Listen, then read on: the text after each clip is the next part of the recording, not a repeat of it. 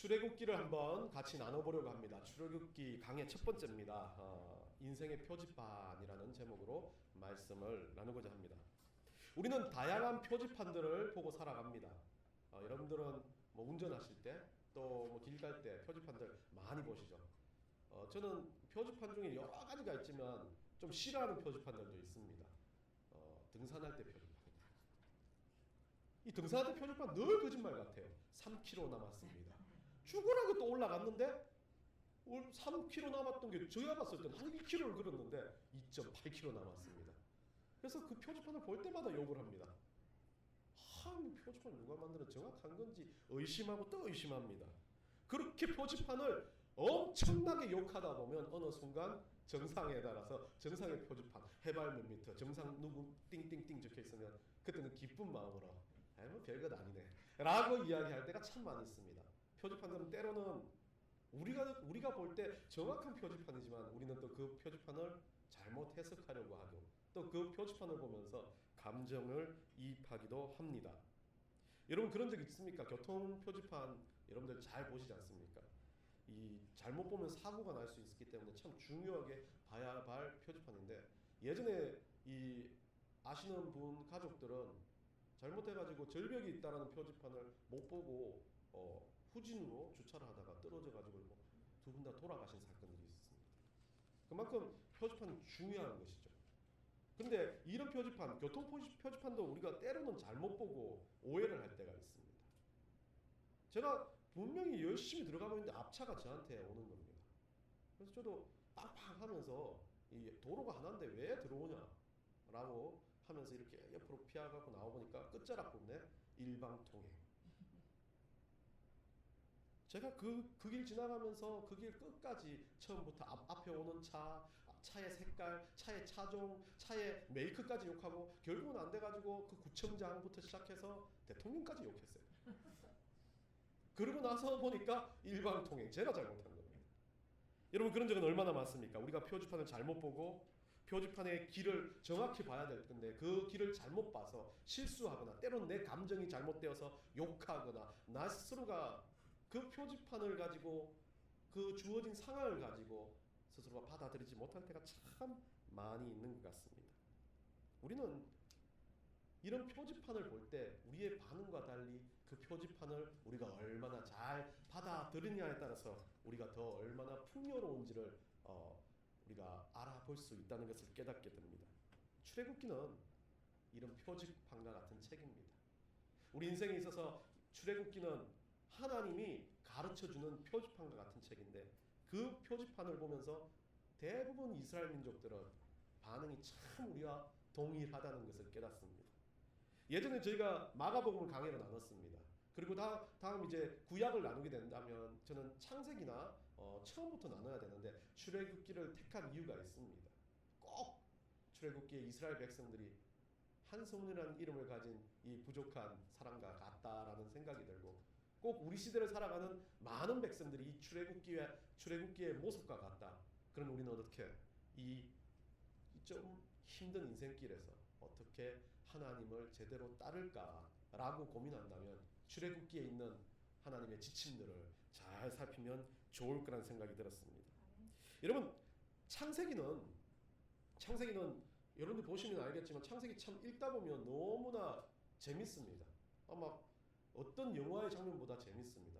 그러나 창세기는 거기 안에 있는 내용을 보면 상당히 업다운이 심한 게 아니라 잔잔한 다큐멘터리와 같은 그런 종류의 책입니다. 그리고 그 속에서는 늘 큰일과 기적과 이사가 일어납니다. 노아의 홍수라든지 여러분들이 아는 뭐 여러 가지 사건들이 일어나는데 그 사건들을 보면서 긴장감이 고조되지만 창세기를 읽을 때는 그 긴장감에서 실패한다는 생각은 들지 않습니다.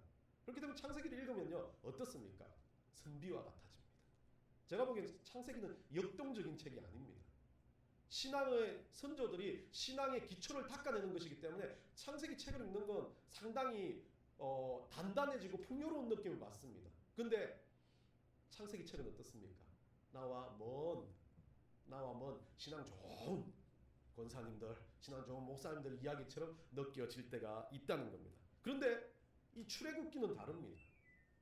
출애굽기는 갈등과 번민과 막 짜증과 분노가 엄청나게 넘쳐납니다. 꼭 우리가 사는 모습과 너무 비슷합니다. 이 출애굽기 같은 경우는 정말 예측 불허합니다. 그래서 꼭 TV 프로그램으로 이야기하면 이 생존 프로그램 같은 그런 책이기 때문에 이 출애굽기 안에 있는 다양한 재료들, 기쁨, 슬픔, 분노, 좌절, 아픔, 배신과 같은 그런 다양한 감정과 다양한 삶의 요소에서 오는 우리 하나님의 표지판을, 그 복잡다단한 그 삶에서 오는 표지판을 우리가 찾아낼 수만 있다면 이 출애굽기는 너무나 값지고 황금과 같은 책이 될 것 같습니다. 그래서 이 출애굽기를 선택해서 아마 마가복음보다 더 지루한 여정을 시작해 보려고 합니다. 벌써부터 지루해 하시는데요. 여러분들 마가복음 1년이었어요. 기억나십니까? 마가복음 거의 1년 동안 했던 것 같아요. 뭐 50번이 넘었으니까요. 출애굽기는 몇 번이 될지 모르겠지만 출애굽기의 첫 번째를 시작해 봅니다. 어떤 그 주석학자는 출애굽기를 가지고 이 내러티브와 그리고 신학적인 쟁점이 표현되어 있다라고 그러며 캐리그마의 완전한 모습이 아주 어려운 말들을 씁니다. 뭐 내러티브 같은 경우는 역사적인 이야기인데 역사적인 책이 아니라고 그 사람은 이야기합니다. 신학적인 정점과 캐리그마, 복음이 들어가 있는 책이라고 말을 합니다. 근데 출애굽기를 보면 신학적인 책이라고 보기 이전에 저는 단편적으로 역사 이야기, 신학적인 이야기라고 생각하기보다는 좀 제가 느끼는 출애굽기는 간정짓 같습니다. 우리보다 수만 년 전에 살아갔던 그 이스라엘 민족들이 실패하고 좌절하고 금송아지 때리 만들면서 하나님 앞에서 멀어지기도 하고 욕도 하고 분노도 하고 막 리더가 나와가지고 돌판도 깨트리고 그리고 막 리더가 막 우리 교회 문 닫을 때 집에 가가 막 이렇게 욕하기도 하고 하는 그런 아주 생동감 있는 책 같아요. 그래서 저는 이 출애굽기를 간정집이라고 생각합니다. 다른 어떤 신학자는 어떤 식으로 바라볼지 모르겠지만 출애굽기는 눈물과 아픔과 고난과 슬픔과 감사와 기쁨이 막 비빔밥처럼 어우러져 있는 간정 중의 간정이라고 저는 믿습니다. 그래서 여러분들이 가능하면 이번에 출애굽기를 한 번씩 다시 한번 읽어보면서 저와 함께 출애굽기 이야기들을 나누어 봤으면 좋겠습니다. 그 첫 번째 출애굽기 1편 이 이야기를 이 출애굽기는 어떤 책인가라는 신학자들의 이야기가 아니라 제가 보는 이야기는 이 출애굽기는 인생의 표지판이다. 우리가 가야 될 길을 하나님께서 계속해서 가르쳐 주시는데 그것을 우리가 어떻게 해요? 곡해하고 아까 등산을 오는 것처럼 잘못 보고 짜증내고 분노하는 게 우리의 모습이라고. 표지판은 바뀌지 않지만 언제나 그 표지판은 딱 정해져 있고 그 표지판은 절대 바뀌지 않는데 우리가 그 표지판을 보고 뭐라고 말합니까? 에이 저 표지판 틀렸어. 에이 저 표지판은 정말 짜증나네 라고 말하는 게 어떤 우리의 모습이 아닌가 생각을 합니다. 그 첫 번째 오늘 1장에서 앞쪽은 좀 뺐어요. 이제 뒤쪽 7절부터가 좀 중요한 부분이기 때문에 7절부터 14절까지 이야기를 가지고 이 인생의 표지판으로서의 출애굽기가 어떻게 시작될 건지에 대한 이야기를 해보고자 합니다. 창세기 1장 1절부터 7절까지의 말씀에는요. 이 죄송합니다. 출애굽기 1장 1절부터 7절까지 말씀에는 창세기와의 어떤 일들을 완전히 단절시켜 버립니다. 참 많은 역사적인 시간이 지나갔다는 이야기도 하지만 그 출애굽을 해서 그 요셉의 자녀들이 싹 다 이 애굽 땅에서 살아갔던 그 환경은 다 없애버리고 시간이 지난 후로부터 시작을 합니다. 그렇게 결국 이것은 신앙의 선조였던 단단하게 신앙을 가졌던 창세기와의 어떤 이야기는 단절되어 있는 상태. 그렇기 때문에 어떤 이야기겠습니까? 우리로 봤을 때는 꼭 그럴 것 같아요. 우리 초대교회 때 얼마나 뜨거웠습니까? 막 가는 곳마다 여러분들 기억하시죠? 김익도 목사님 죽어간 소뿔 잡고 소 살려주세요 하니까 소가 살아나고 막 이형도라는 그 목사는 막 산에 올라가가지고 기도를 하는데 눈이 막 밤에 밤새도록 눈이라고 고분처럼 눈이 덮여갖고 그걸 파보니까 그 안에서 기도하고 있어요. 얼어 죽지 않고. 막 그런 역사적인 기록들을 막 우리는 듣고 삽니다. 그런데 그 기록들을 해보려고 하면 지금 죽습니다. 그런데 중요한 건 그런 과거에 정말 초기에 은혜를 가지고 하나님 부어주시는 능력들이 나타났던 시대가 지나간 시대를 이야기합니다. 결국 오늘날과 같은 시대인지 모릅니다. 부흥 강사가 넘쳐났고 한국교회가 초대형 부흥을 일으켰던 시대가 끝난 너무 익숙해진 시대. 유튜브에 익숙해지고 돈에 익숙해지고 살아가는 데 익숙해지고 사람들이 생활하는 것에 너무 익숙해지고 그래서 교회보다는 네이버가 더 똑똑한 것 같고 교회보다는 네이버가 가르쳐준 게 진리 같은. 네이버라고 말 안 되나? 저 이단 되는. 이것만 누가 딱 빼가지고 이단 되는데. 네이버가 진리를 가르쳐준다. 뭐 그런 것 같은 세대에 살고 있습니다. 다 찾아보면 교회 가는 건 좀 아주 이상한 사람들의 모습이 되고 구시대적인 사람들과 같은 모습입니다. 그런 시기에 이제 출애굽기라는 시기가 도달하기 시작합니다. 여러분 1절과 7절이 지나가면 여러분들 한번 다시 한번 보겠습니다. 우리 성경 보여줄 수 있죠? 7절을 봅니다. 7절이 이제 변화의 시점을 정확하게 알려주는 구절인데요. 7절 한번 다시 보겠습니다. 7절 보이십니까? 7절 우리 한번 읽어봅시다. 시작. 이스라엘 자손은 생육하고 불어나 번성하고 매우 강하여 온 땅에 가득하게 되었더라.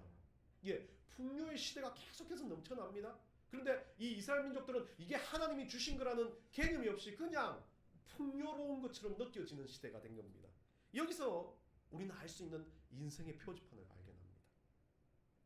방향이 어떻든 상황이 어떻든 가는 길은 언제나 계속 진행되어진다는 겁니다. 그 진행되어지는 기간 동안 작은 표지판들이 있겠지만 우리는 그것들에 대해서 보지 못해도 이 가는 길은 계속해서 가게 되어진다는 거죠. 그래서 때로는 우리는 작은 표지판을 못 봐가지고 막 아프기도 하고 뭐 구르기도 하고 하지만 이 가는 길 자체는 꾸준히 지속되어지는 것을 보게 되어집니다. 과거 은혜가 풍성했던 한국교회가 그렇게 잘 나갔던 한국교회가 막 대단한 영향력을 끼쳤던 한국교회가 없어진 이 시점에도 하나님의 역사와 하나님의 길은 운행되고 있다는 것을 이야기하는 겁니다. 이스라엘 민족은 어땠습니까? 어떤 상황에서도 생육됐고 번성하고 불어났습니다. 이스라엘 민족들은 후퇴가 없었습니다. 자기들 보기에는 막 자기들이 한 것 같지만 누가 낳지 않았잖아요. 자기들이 낳았잖아요. 자녀들을 자기들이 낳았기 때문에 자기들이 한 것 같지만 그 모든 길은 우리 하나님께서 인도하시고 하나님의 방향으로 이끌어진다는 것을 이 사람들은 깨닫지 못하고 있는 겁니다. 그러다 보니까 이들은 어떻게 합니까? 그들이 삶은 삶 자체가 하나님보다는 그 현실에 더 집중되어 있습니다.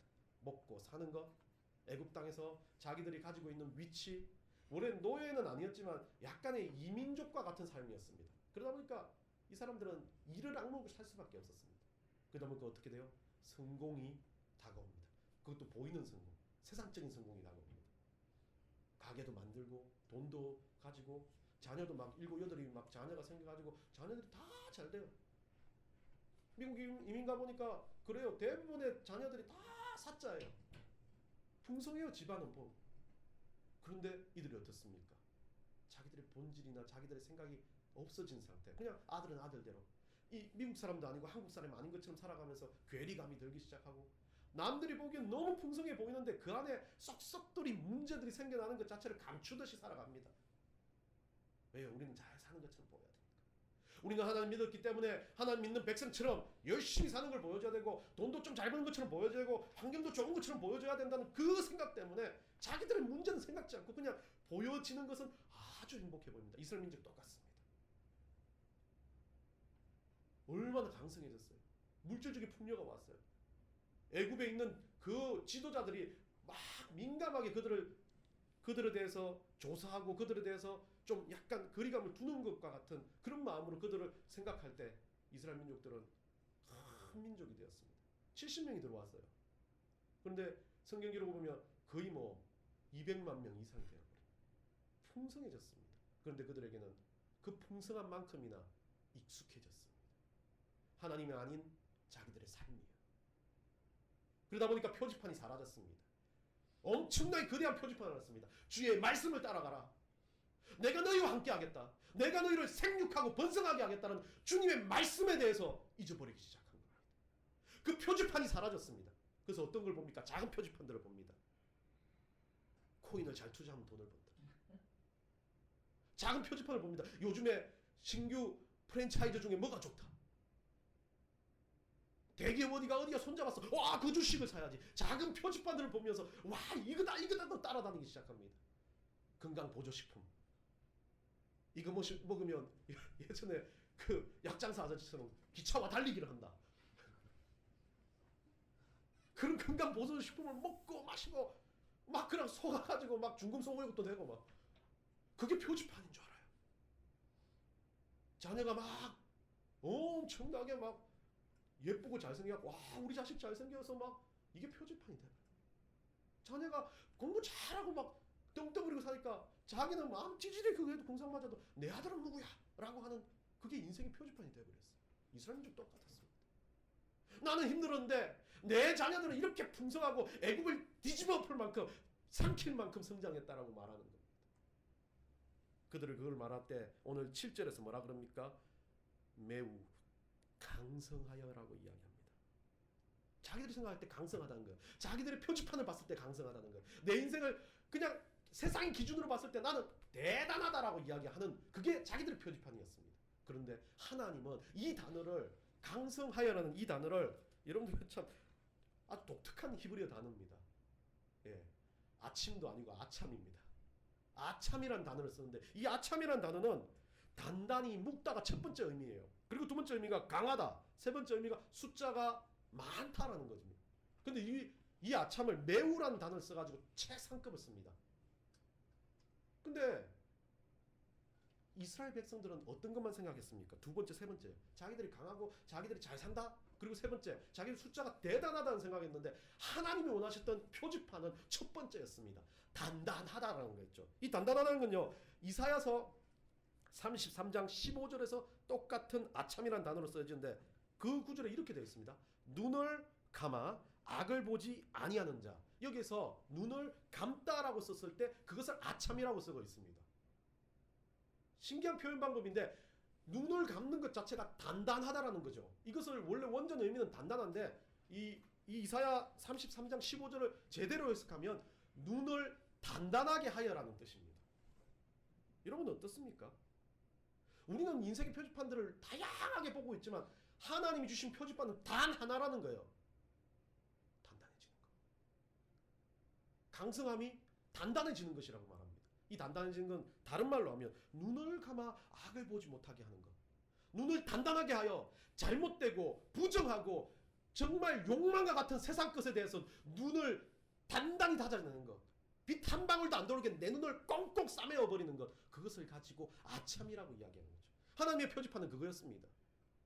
하나님의 말씀과 우리 예수 그리스도에게 귀를 기울이고 눈을 받는 거지.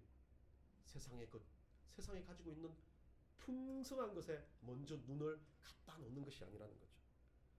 우리는 눈을 가지고 주님 앞에 살아갈 때 우리가 정말 우리 주님께 우리 눈을 고정했을 때 그때 생육하고 번성할 수 있다는 것을 기억해야 됩니다. 주님이 아닌 다른 것에 의해서도 고정하면 생육하고 번성이 됩니다. 그런데 그 생육과 번성은 결국은 우리 주님 없이 되는 겁니다. 그 생육과 번성은 아주 저차원적인 번성일 수밖에 없다는 겁니다. 창세기 43장 3절 4절에 가보면요. 이스라엘 민족들에게 주님께서 이 야곱이 떠나올 때 야곱이 애굽으로 가려고 했던 그 순간 하나님이 두려워하는 그 순간 가야 된다고 명령하시며 어떻게 명령하십니까?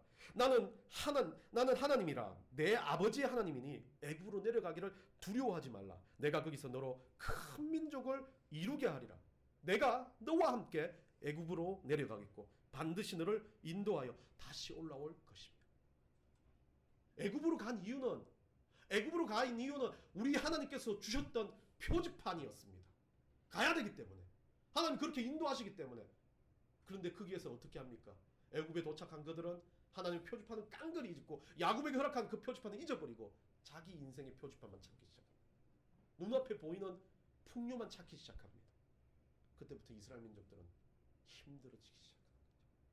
그때부터 이스라엘 민족에게 뭐가 들어옵니까? 교만과 거기에 어떤 안주하려는 마음들이 들어오기 시작합니다. 그러니까 이스라엘 민족들 어때요? 하나님 찾지 않죠. 기도하지 않습니다. 왜요? 그냥 이들도 그들의 예배가 있었어요. 왔으니까 분명히 하나님 앞에 제사를 지냈을 겁니다. 그 제사 때만은 끝나요. 자기들 삶으로 돌아가서는 악착같이 자기 인생을 만드는데 안간힘을 썼습니다. 여러분 삶이 하루하루가 힘듭니까? 여러분 우리는 이스라엘 민족이 생각하는 성공과 실패 가운데 기로에 있는 사람들이 아닙니다. 우리는 성공하려고 사는 인생들이 아닙니다. 우리는 언제나 하나님 앞에서 성공과 실패의 개념을 넘어선 그런 인생을 사는 사람들입니다. 우리가 살아가는 모든 우리의 삶 가운데서 하나님은 우리를 보고 우리에게 표지판을 주는 하나님께서 너의 인생의 표지판이 뭐냐라고 이야기하면 다른 거 아닙니다. 하나님은 우리를 보고 하나님을 따르라. 믿음을 가져라. 성경에 있는 표지판은 그렇게 어려운 게 아닙니다. 악착같이 돈 벌으라 아니었습니다. 악착같이 뭔가 공부해라 아니었습니다. 우리 학생들한테는 이런 이야기 같은데 믿음만 가지겠다 그러면서 집에 가서 엄마 앉아가지고 나는 지금부터 믿음을 따르겠습니다. 근데 악착같이 성경도 안 읽어요. 점에서 여하튼 그런 상황에 우리 주님은 표지판을 딱 이거죠. 요한일서 5장 4절에 보면 무릇 하나님께로부터의 난 자마다 세상을 이기느니라. 세상을 이기는 승리는 이것이니 우리의 믿음입니다. 결국 주님의 표지판은 이 믿음 자체였어요. 그런데 이스라엘 민족들은 어때요? 그 믿음이 자신의 삶으로 옮겨지고 그 믿음이 자신의 어떤 가지고 있는 것들로 이어지기 시작하다 보니까 그들에게 삐걱삐걱 문제가 생겨나기 시작합니다. 그 문제가 이제 또 다른 표지판으로 8장 8절부터 14절까지의 일들로 일어납니다. 여러분 읽어보셨잖아요. 다양한 사건들이 일어나면서 뭐가 일어나기 시작합니까? 이스라엘 민족들한테 어려움이 닥쳐옵니다. 고난이 닥쳐옵니다. 아픔이 닥쳐옵니다. 이스라엘 민족들 여러분들 보시면 알겠지만 숫자가 늘어났어요. 애굽 민족들보다 숫자가 더 늘어난 이스라엘 민족들이 애굽을 집어삼킬까봐 이 바로와 그 대신들은 골머리를 앓습니다. 근데 호전적이지 않습니다. 이스라엘 민족들은 하나님 말씀을 가지고 사는 사람들이기 때문에 자기들의 삶을 사는 것에 더 우선순위를 두다 보니까 열심히 사는 민족들인데 이 사람들이 호전적이진 않아요. 그러다 보니까 어떻게 돼요? 애굽 바로 왕은 군대와 어떤 힘을 가지고 이들을 억압하면 이들이 조금 더 힘들어질 거라 생각합니다. 일종의 말하면 뭐 미국 이민자들을 말하면 이민법을 바꾸고 막 그 이민자들이 살 수 있는 뭐 여러 가지 형태의 일들을 조금 더 억압하면서 힘들게 만들어 버립니다. 근데 참 재미있는 건 그렇게 억압을 하니까 이 사람들 어떻습니까? 다시 더 억압 가운데서 더 열심히 하는 모습들을 보여주는 겁니다. 8절에 한번 보시죠. 8절에 보면 애굽의 총리였던 요셉이 모르는 왕들의 시대까지 왔습니다. 그들의 보기에는 이 이방인들이 너무나 부담스럽기 시작합니다. 처음에는 이 이방인들이 와가지고 자기들의 기인들이었습니다. 왜냐하면 자기들이 다 그 기근으로 죽어갈 때 총리 요셉이라는 사람이 자기를 살려줬습니다. 그런데 어느 순간 시절이 지나가면서 첫 마음은 상실되고 이익적으로 생각할 때 세상적인 기준으로 봤을 때 이것들 때문에 우리가 죽겠다라는 생각이 들기 시작하는 겁니다. 그때부터는 이제 문제가 생겨납니다. 11절입니다. 11절에서 이제 이스라엘 민족들에게 뭐를 합니까? 그들을 이제 노가다. 이것도 머리를 정말 잘 썼어요. 국고성을 만들고 이 국고성이란 게 그들 곡식이나 이 약간 군수 물품 창고입니다. 그게 엄청난 공사였죠. 소위 말하는 국가에서 하는 가장 큰 공사입니다. 그걸 해놓고 인력이 부족하다고 이스라엘 민족들 동원시킵니다. 자기들보다 훨씬 더 노동력이 많으니까요. 그래서 거기에다가 동원을 시키고 난 다음에 이들에게 아주 학대와 같은 노동을 시키기 시작합니다. 근데 이 12절입니다. 그러나로 이게 확 바뀌어버리면서 학대를 받을수록 중요한 구절입니다. 학대를 받을수록 이들이 더욱 어떻게 돼요? 번성하려는 거죠. 자, 인생을 우리 하나님께서 주시는 이 인생의 표지판의 첫 번째는 하나님이 주셨던 그 말씀, 지표를 따라가는 건데 이 표지판을 따라가는 이스라엘 민족들에게 뭐가 생겨났습니까? 학대, 고난, 슬픔, 아픔, 어려움, 두려움이 생겨나기 시작합니다. 그런데도 하나님은 어떻게 해요? 하나님의 표지판은 그 길로 가라고 하는 거죠. 좋은 길이 여기 있는데 하나님은 저기 돌짝밭으로 가라고 표지판을 세워놓습니다. 여러분의 반응은 어떻습니까? 제가 산에 올라갈 때와 똑같습니다. 저 표지판 맞나? 확 뽑아버리라. 망치로 깨 부숴버리라. 라고 그렇게 생각합니다. 저 길로 가면 내가 더 손해볼 것 같고, 저 길로 가면 내가 더 아플 것 같고, 저 길로 가면 내가 더 힘들 것 같고, 저 길로 가면 그냥 견디지 못해 죽을 것 같아. 난 저 길 절대 못 가. 라고 생각하는 게 사람들의 생각입니다. 그런데 하나님은 좁은 길을 갔는데 그 좁은 길을 가서 그래도 이것만 참지 하고 조금 더 올라가니까 이제 표지판 밖에 있는 게 가시밭길이 나오는 거예요. 그때는 어떻습니까? 여러분은 어떨까요? 저는 개인적으로 생각합니다. 정말 욕하고 돌아갈지도 모르고 아까 그 길로 다시 돌아가서 갈까? 이스라엘 민족들이 그랬어요. 하나님 원망하기 시작하고 이 고난이 왔을 때 하나님 욕하기 시작하고 하나님 표지판이 틀렸다고 막 말하는 사람들이 늘어나기 시작했죠. 그런데 하나님은 어땠습니까? 학대를 받을수록 그들에게 어떻게 해요? 번성하게 했다는 거예요. 고난이 계속 와요. 아파요. 힘들어요. 그런데 그 고난 가운데 어떻게 해요? 이건 고난인데 웃기게도 막 부도가 터졌어요. 집에 다 빨간 딱지가 막 붙었어요. 그런데 나의 마음은 어때요? 새로운 사업을 할 수 있을 것 같아 라고 생각하게 만드는 거예요. 이거 이상한 거예요. 완전히 견디지 못하는 일이에요. 이 정도면 실패하고 좌절하고 넘어져야 되는데 더 할 수 있을 것 같아 이런 마음이 드는 겁니다. 제가 이렇게 되면 정말 힘들어요. 제가 그랬어요. 문 뒷짝에 앉아가지고 울면서 나 절대 목회자 안 해 라고 생각할 때 그거 지나가니까 하나님 막 또 더 저질게 만들더라고요. 그게 어쩌면 우리 하나님의 표지판과 같은 방식입니다. 번성하여라는 이 단어 웃지 마세요. 제가 그 문 뒤에서 쭈그리고 앉아 있었던 걸 본 사람이 더 웃어져 봐. 자, 여하튼 번성하여라는 이 단어는 파라츠라는 헬라어 단어를 쓰고 있는데요. 이 단어는 이 번성하다는 의미가 아니에요. 원뜻은 보면 깨지다, 깨뜨리다는 거예요. 부셔뜨리다, 쏟아져 나오다는 뜻입니다. 쉽게 생각하면 어떤 일들에 대해서, 어떤 것들에 대해서 우리가 번성한다는 건 뭔가 창출이 되고 뭔가 대단한 건데 하나님의 번성의 방법은 두드리 맞는 겁니다. 이 가학적인가? 깨지는 거예요. 부서지는 거예요. 뭐가? 내가 가지고 있는 아집과 같은. 나는 그거 할 수 있겠다. 나는 그거 대단히 잘해. 나는 그거 해가지고 성공할 거야 라는 그 욕심과 아집이 부서지는 순간 그것이 번성으로 나아가는 거예요. 그것이 부서지는 순간 어떤 마음이 드냐면 하나님 뜻대로 하세요. 그 길이 돌짝밭이든 가시밭길이든 할게요. 발에 피가 나요. 피가 막 나요. 막 처음에는 짜증나고 아파요. 어느 순간 피 나는 것도 생각이 안 나요. 언제 끝날까라고 가는 거죠. 그게 번성이라는 겁니다. 이거 성경은 정말 과학적인 거예요. 그러면서 뭐라 그래요? 아프고 힘들고 어려운 그 고난 속의 파라스. 그럼 다른 면으로 생각하면 힘들고 고난스러운 그 가운데 들어갔을 때 내 욕망과 내 생각이 깨지는 것도 있겠지만 내가 힘든 그 자리에 들어갔을 때 힘들게 하고 아프게 하고 고난스럽게 하는 모든 요소가 어떻게 돼요? 부서지는 거죠. 하나님 표지판은 이겁니다. 단순하게 그냥 그 길을 가라는 게 아니라 내가 들어가 있는 우리 주님이 이끄는 그 길에서 내가 깨지는 것, 내 스스로가 깨지기 시작하면 내 주변에 고난도 깨지기 시작한다는 거죠. 내 주변에 핍박도 깨지기 시작한다는 거죠. 내 주변에 실패도 깨지기 시작해요. 다 깨져 없어져 버려요. 그러면서 어떻게 돼요?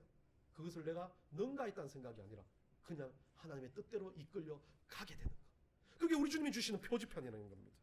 학대와 고난 가운데 뭐가 들어와요? 그것이 아무것도 아니라는 풍성한 은혜가 들어와요.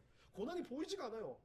아까 그 눈을 감싸맸던 아참처럼 내가 강성하여지니까 우리 주님 말씀을 듣고 내 눈이 강성하여지니까 힘든 게 보이지가 않아요. 죄송해요. 옆에 사람은 힘든 게 보일 수도 있어요. 나는 보이지가 않아요. 그 은혜가 들어오니까 그 은혜가 풍성하니까 견디지 못하니까 꽁꽁 주님의 말씀으로 싸매지기 시작하니까 절대 보이지 않아요. 내 안에 은혜가 막 넘쳐나가지고 뭐예요? 나는 그냥 주님 따라 걸어가는 겁니다. 그래서 이 표지판, 두 가지 이야기의 표지판이 여러분 인생 가운데 저는 넘쳐나기를 원합니다. 단순하게요. 고난이 오고 아픔이 오는 거 누구에게나 있을 수 있어요. 이스라엘 민족들에는 진짜 지독한 고난이 왔지 않습니까? 그런데 그들에게 우리 주님은 그것을 깨어버리고 주님의 방식대로 갈 수 있는 표지판을 허락하신 겁니다. 오늘 이 말씀을 보면서 저는 그래요. 우리 하나님 주시는 표지판 누구도 100% 이해하지 못한다고 생각합니다. 이스라엘 민족도 이해 못했습니다. 이제 하나님 얼마나 욕했을지 몰라요. 거기에 하루 일하고 나와서 이스라엘 민족도 뭐 몇백만 명 중에 반 이상은 하나님 욕하고 막 난리하고 성전 찾아가가지고 막 요셉의 후예들을 막 붙잡고 너희들이 갖고 왔다 하고 욕했을지도 모릅니다. 그런데 이해 못하는 그 길에서도 뚜벅 걷기 시작했을 때 우리 하나님 주시는 역사가 일어납니다. 오늘 이 출애굽기의 첫 번째 이야기를 듣고 저는 깨닫는 게 있습니다. 등산은 싫어하지만 모든 사람이 산을 오르기를 싫어하는 산 한 번도 안 올라 보신 분 있나요? 예, 한 번씩 올라 보셨습니까? 저하고 다 감정이 다를 수는 있습니다. 제 감정으로 생각하고 들으시기 바랍니다.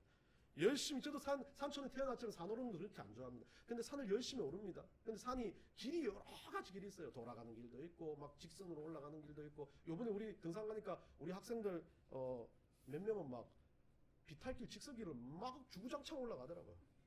와 대단하네 대단해.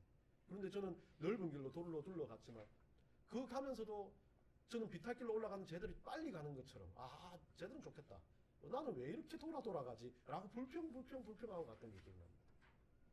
그런데 그 불평의 끝자락에서 정상에서 라면을 먹을 땐 다른 생각 아무것도 안 들어요. 그냥 라면이 비싸다도 안 들어요. 그리고 뭐가 그 밑에 온 사람도 생각이 안 나요. 내가 고통스럽다, 다리가 땡겼다 아무 생각이 안 나요. 맛있다. 너무 행복하다. 야, 뷰 보니까 좋네. 이게 끝입니다. 우리가 하나님 나라 가는 인생의 표지판을 가지고 가는 우리 인생은 이거와 같아요. 가는 길이 어떤 것? 뒤엔 생각 안 납니다. 천국 딱 있어 봐요.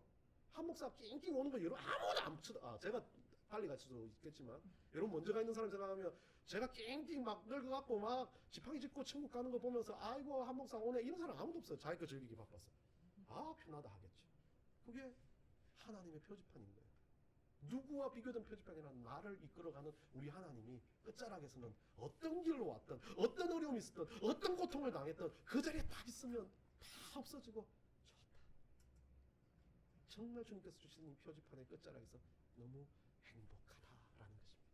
여러분 한 주간 삶에 이런 표지판의 맛을 보며 살아가는 여러분들 되시기를 간절히 축원합니다.